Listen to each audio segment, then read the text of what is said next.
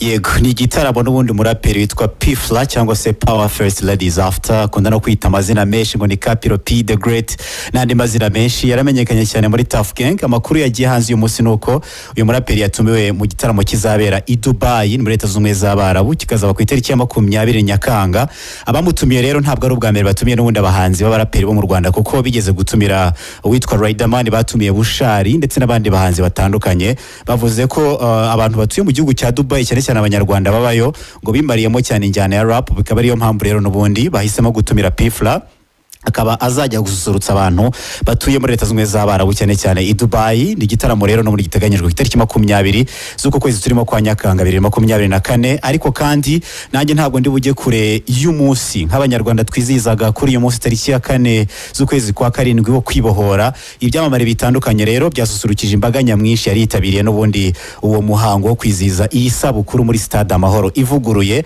By'umwihariko hari abo babonye nko ku mbuga nkoranyambaga barimo witwa Eric Senderi International Hit, barimo Butera Knowless, barimo Ruti Joel, barimo Aline Sano ndetse n'itorero Urukerereza. Basusurukije aba bantu rero ni ibintu byiza kuko kuva stade yavugururwa ikaba yarahawe ubushobozi bwo kwakira abasaga 40,000. Ubwo ni 45,000 nibwo bwa mbere abahanzi bari bataramiyemo. Nabonye DJ Briane yarari kugenda avanga imiziki, byari ibikorwa byiza ndetse n'abahanzi bishimiye. Aline Sana amaze kugaragaza ibyishimo yatewe no gutaramira abantu ku mbuga nkoranyambaga ze ndetse n'abandi. Nabonye kandi The Ben yari yitabiriye uyu munsi, n'akamashusho nabonye yahuye na Mavenge Sudi, numwe mu basaza kabisa bazwi cyane muri muzika nyarwanda, yaririmbye indirimbo yitwa Gakoni k'abakobwa, Marina Deboha ndetse n'ibindi byamamare bitandukanye. Hanyuma kandi umuramyi witwa Aime Uwimana agiye gutaramira muri Leta Zunze z'Amerika. Ni mu gitaramo yatumiwemo n'uwitwa Nice Ndatabaye kizabera muri Leta Zunze z'Amerika cyane mu mujyi wa Indianapolis. Ni gitaramo kizaba ku itariki 18 Kanama 2024.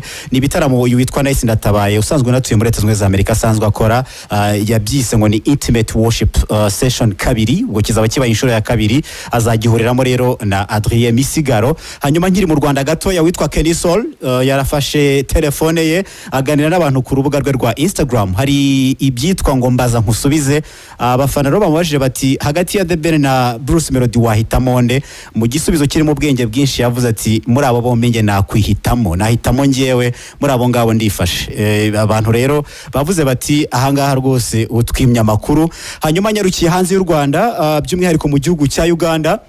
Hari lebo imaze imyaka isaga 15 bayita Swings Avenue, irimo abahanzi bagiye batandukanye. Iyi lebo rero yatangaje ko mu rwego rwo kugaragaza ko ubufatanye ari ubwa mbere mu ruganda rw'umuziki wa Uganda, abahanzi babarizwamo barimo witwa Vinka Azawi, Winnie Nwangi, Elijah Kitaka, witwa Joy Good ndetse witwa Zafaran ngo bagiye gukora album izajya hanze mu kwezi kwa 10. Ubuyobozi bw'iyi lebo bwavuze ko ari ugutanga isomo ryo gukorera hamwe kugira ngo bateze imbere umuziki wa Uganda utangiye no kwanikirwa n'umuziki wo mu bindi bihugu birimo nka Tanzania. Hanyuma kandi mu misi ishize H.E Kenzo yagiye kwerekanwa na Fiona Nyamutoro, ni umukunzi we mushya, arazwi cyane kuko ni n'umunyamabanga wa leta muri Minisiteri y'Iterambere ry'Ingufu n'Amabuye y'Agaciro mu gihugu cya Uganda. Ababyeyi be rero barimo witwa Patrick Apetru yavuze ko rwose ngo witwa Fiona ngo yakuze ari nk'umugabo mu rugo kuko ngo yafataga ibyemezo bikomeye ndetse akanita ku bavandimwe be. Ngo akibabwira ko rero yabonye umukunzi ngo babyakiriye nayo mbe kuko ari bwo bwa mbere yarabivuze, ndetse banavuze ko badafite kwivanga mu rukundo rwabo, bashimye H.E Kenzo nk'umukwe.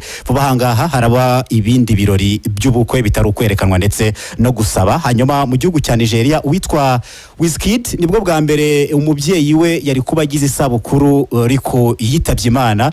Nibwo bwa mbere isabukuru ya mama wigezweho kandi yaramaze kutuvamo ko yitabye Imana 2023. Yashyize ubutumwa hanze rero bugaragaza ko amukumbura buri munsi ngo atazibagirwa uburyo yamuhoberaga, uburyo yamusekeraga ndetse n'uburyo yamutoje urukundo. Ibi ngibi rero yabitangaje na nyuma y'uko mu minsi ishize yatangaje ko afite album yitiriye mama we kuko mama we yitwa Morayo. Niyo album izaba yitwa Morayo. Abantu benshi barayitegereje cyane kugira ngo bazayumve. Akunda gutera amatsiko abantu avuga ko ari album y'ikinyejana. Hanyuma witwa Kadbi nawe yajyanywe mu nkiko n'abahanzi babiri barimo witwa Chemical ndetse n'witwa Joshua Frostro. Baramushinja ko mu ndirimbo aheruka gushyira hanze muri uyu mwaka 2024 bita Enough ngo yabibyemo amagambo ari mu ndirimbo yabo bita Greasy Fried yagiye hanze muri 2021. Ubu rero urukiko rwemeje ko Kadbi acibwa asaga $50 million z'amadolari. Hanyuma Xavera witwa PDD ibirego birakiyongera noneho yarezwe ngo n'uwahoze amukorera ko nawe ngo yamukoreshaga imibonano mpuzabitsina ndetse akanamukoresha imibonano mpuzabitsina n'abitabiriye ibirori PDD yateguraga muri 2004 ubwo yamukoreraga ibi ngibi ariko uwunganira PDD mu mategeko ntabwo abyemera avuga ko ngo abantu benshi bafite barega ibyamamare bitewe n'impamvu runaka harimo no gushaka ubushobozi baba bafite ngo yizeye ko ubutabera buzatanga imyanzuro myiza. Urakoze cyane Karemera.